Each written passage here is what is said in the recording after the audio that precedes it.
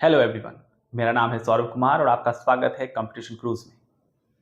Middle east में शुरू हुआ ये वॉर पूरी दुनिया को अपनी जद में लेने लगा है और मैं एक वीडियो लेकर आया हूं जो कॉम्पिटिटिव एग्जामिनेशन के स्टूडेंट के पॉइंट ऑफ व्यू से तैयार किया गया है और आप जानेंगे इन युद्धों के कारणों को और उनके आने वाले परिणामों के बारे में, जिससे कि आप कॉम्पिटिशन एग्जामिनेशन के प्रश्नों को बेहतर ढंग से डील कर पाएंगे और समझेंगे कि जियोपॉलिटिक्स और वर्ल्ड इकोनॉमी के साथ साथ वर्ल्ड की पॉलिटिक्स किस दिशा में आगे बढ़ने जा रही है।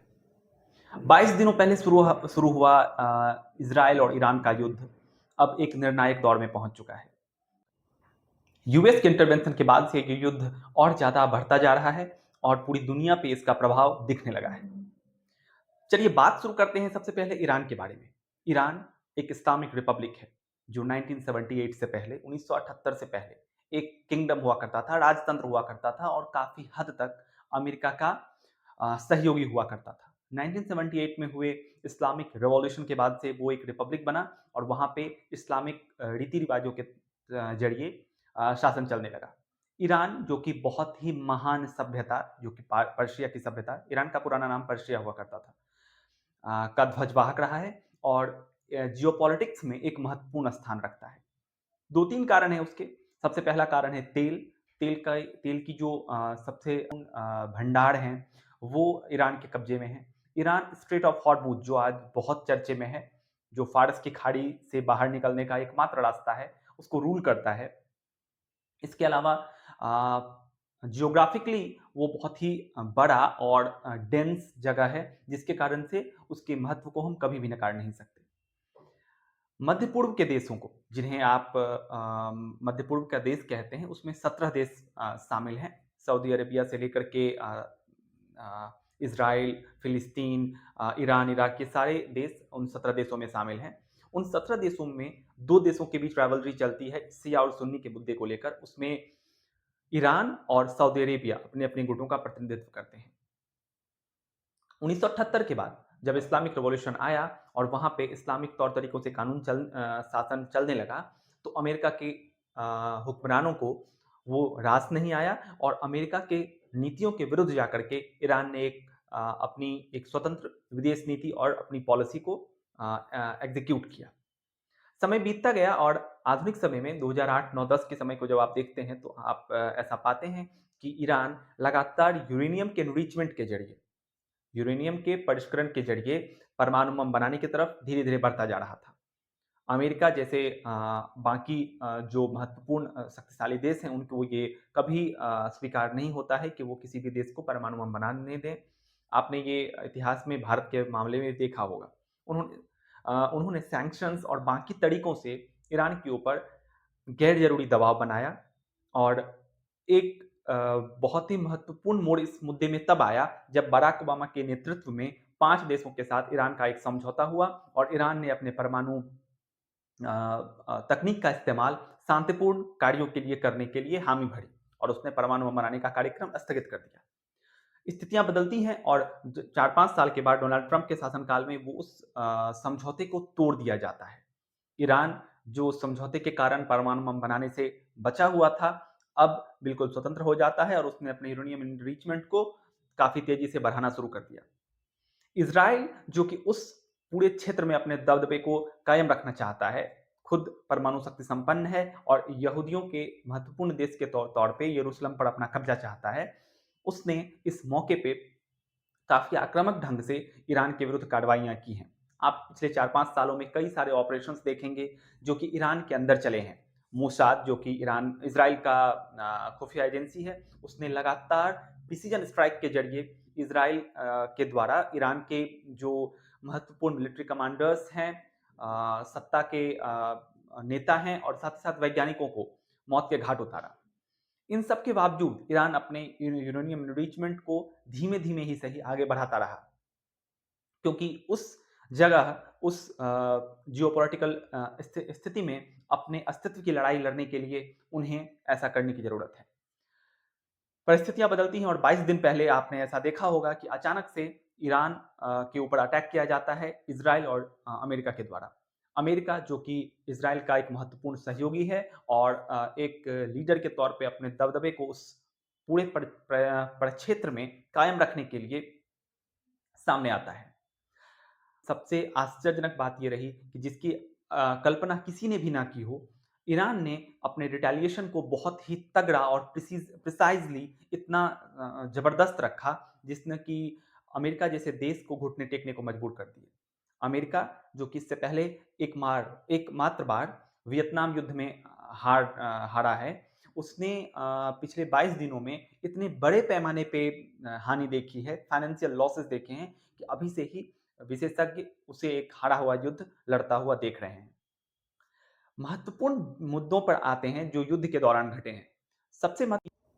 सबसे महत्वपूर्ण बात यह है इस युद्ध के दौरान जो टुकड़ों में आगे बढ़ रही है कि ईरान के टॉप 20 नेताओं को मौत के घाट उतार दिया गया है। ईरान की टॉप लीडरशिप पूरी तरह से डिस्ट्रॉय कर दी गई है और ईरान के देश के लोगों के द्वारा यह अपेक्षा की गई थी इजराइल और यूएस के द्वारा कि वो सड़कों पे उतरेंगे और अपने देश का तख्ता पलट कर देंगे, पर इसके विपरीत वो इस विपरीत परिस्थिति में एकजुट हो गए और देशभक्ति का एक नया दृष्टिकोण प्रस्तुत कर रहे हैं। आगे बढ़ते हुए हम इस बात को कभी ना भूलें कि ईरान खुद ही डेमोक्रेटिकली एक स्वतंत्र देश नहीं है। बहुत सारे ऐसे मुद्दे हैं उसके देश में जिसमें कि ह्यूमन राइट वायलेशन के बहुत सारे उदाहरण दिखने को मिलते हैं। कुछ समय पहले ही वहाँ पे हमने देखा था कि महिलाओं को बुर्के से आज़ादी के ऊपर एक क्रांति हुई थी और वहाँ पे जो धार्मिक पुलिस है जो कि इन चीज़ों की रखवाली करती है, उन्होंने बहुत सारी महिलाओं के ऊपर असहनीय कष्ट देने वाले कृत्य किए थे और उनको मौत के भी घाट उतार दिया था। लेकिन किसी देश के अंदरूनी हालात को सुधारने के लिए उस देश के ऊपर आक्रमण करना कितना सही है, ये आने वाला भविष्य बतलाएगा। बहुत सारे एक्सपर्ट इसे वर्ल्ड वॉर 3 की शुरुआत कहते हैं। याद रखिएगा, ना वर्ल्ड वॉर 1, 2 या आने वाला वर्ल्ड वॉर 3 की घोषणा कभी की गई है ना की जाएगी। चेन ऑफ इवेंट्स ये निश्चित करते हैं कि ये वर्ल्ड वॉर है या नहीं। ये सच बात है कि रूस और यूक्रेन के बीच के टसल से शुरू हुआ वर्ल्ड पॉलिटिक्स का ये जो डिस्ट्रक्शन है वो एक नए दौर में पहुंच चुका है। वर्ल्ड ऑर्डर कंप्लीटली कोलैप्स कर चुका है। यूनाइटेड नेशंस की बात कोई नहीं सुन रहा है। उसके रेलेवेंस को लगभग हम समाप्त समझ सकते हैं।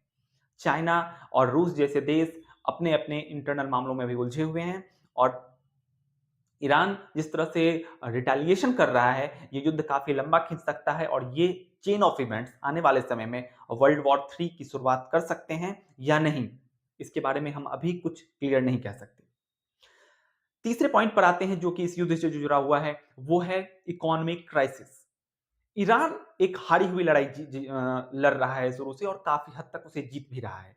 वो इस लड़ाई को सिर्फ इसलिए लड़ रहा है ताकि वो दुनिया के लिए इतना मुश्किल बना दे ताकि उसे कष्ट का अनुभव हो।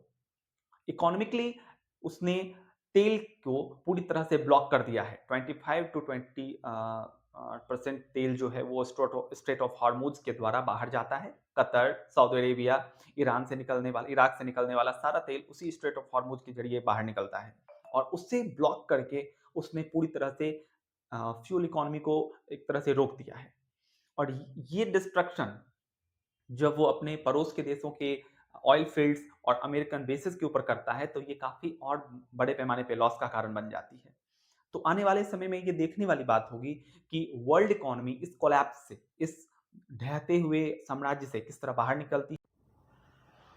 इस सारे केओस का सबसे महत्वपूर्ण हिस्सा हम स्टूडेंट्स के लिए ये है कि इसका कितना प्रभाव हमारे देश भारत पे पड़ रहा है।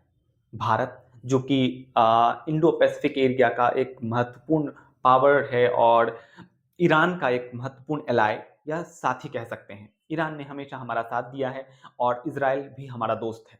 यूएस के साथ हाल में हमारे रिश्ते काफी सुधरे हुए हैं और इस बदलते परिदृश्य में हम अपने आप को एक असहाय और निरीह व्यक्ति के तौर पे, एक निरीह देश के तौर पे सामने ना लाएं, ये हमारे फॉरेन पॉलिसी का एक बहुत ही महत्वपूर्ण मुद्दा है। ये देखने वाली बात होगी कि नॉन अलायंस मूवमेंट का ध्वजवाहक रहा भारत इस मल्टीपोलर वर्ल्ड में अपने आप को किस तरह से नॉन अलाइंड करके रख पाता है। ईरान हमारा बहुत ही पुराना मित्र रहा है। यूएस और इजराइल हमारा स्ट्रेटेजिक पार्टनर रहा है। इन दोनों के बीच में बैलेंस करना भारत के लिए बहुत ही मुश्किल होने वाला है और साथ ही साथ ये भी बहुत ही आवश्यक है देखना कि इस ढाते हुए इकोनॉमिक क्राइसिस के समय में भारत अपने देश की इकोनॉमी को किस प्रकार स्टेबल कर पाता है। रुपया लगातार गिरता जा रहा है, प्रति बैरल जो तेल का मूल्य है वो नई ऊंचाइयों को छूने जा रहा है। एलपीजी क्राइसिस को हम लोग देख पा रहे हैं और इन सब का जो चेन ऑफ रिएक्शंस है वो बाकी इंडस्ट्रीज के ऊपर भी पड़ेगा, क्योंकि गैस के बिना, तेल के बिना बहुत सारी और इंडस्ट्रीज हैं जो नहीं चलेंगी। तो ये बहुत ही महत्वपूर्ण होने वाला है कि भारत इस परिदृश्य में अपने आप को किस तरह से सामने रखता है और वर्ल्ड लीडर होने के नजरिए से अगर हम अपना दुनिया में शांति व्यवस्था कायम रखने के लिए एक स्टेप ले पाएं, तो ये दुनिया के लिए ही नहीं, हमारे देश के लिए भी बहुत ही आवश्यक और बहुत ही महत्वपूर्ण होगा। धन्यवाद।